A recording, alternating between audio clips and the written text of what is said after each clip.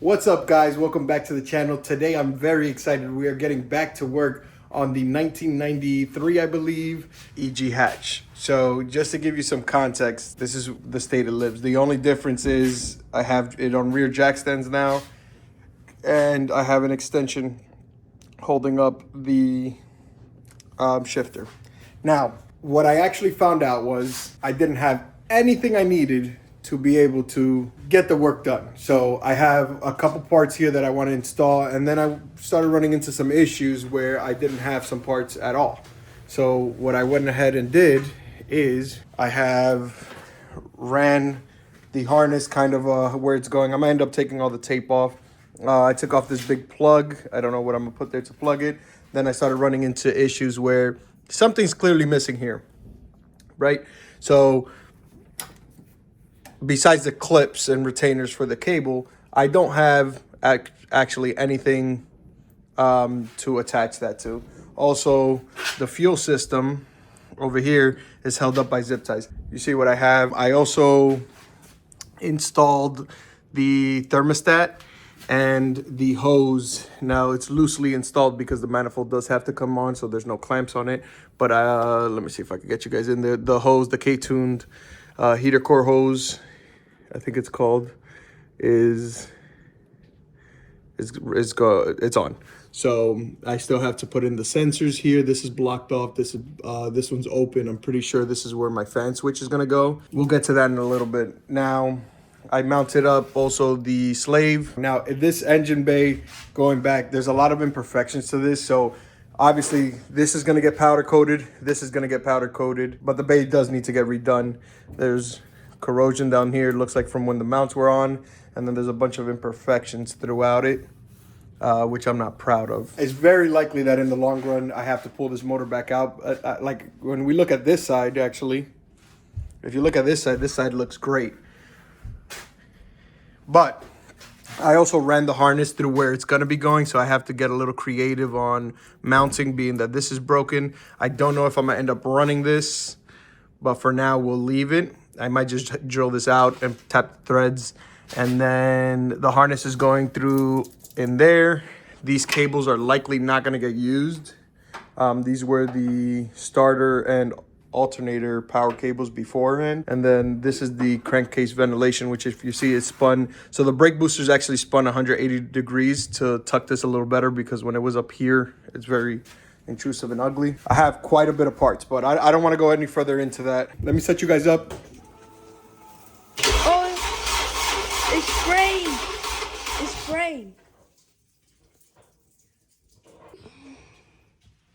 It's leaking.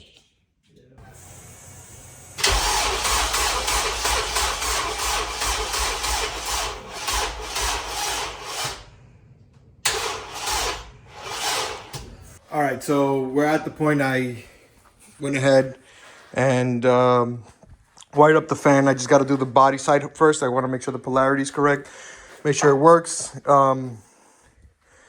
Guess the next step is to move this out the way and start the car. I'm gonna give you guys a better view. All right, so let's start it up.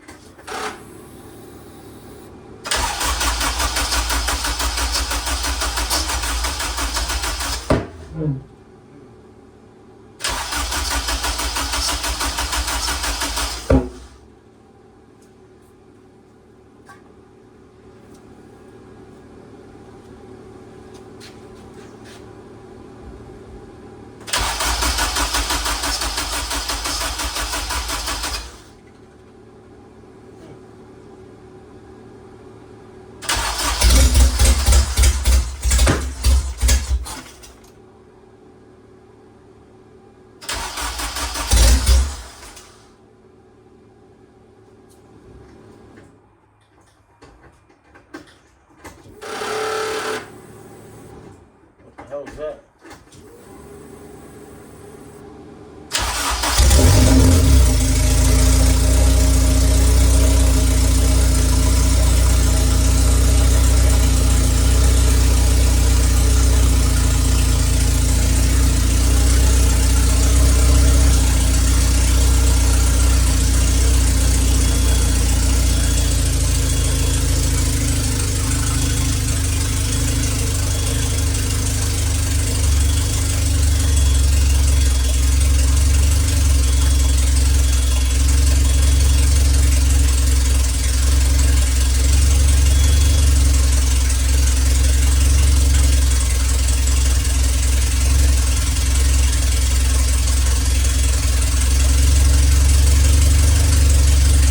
get some rollers.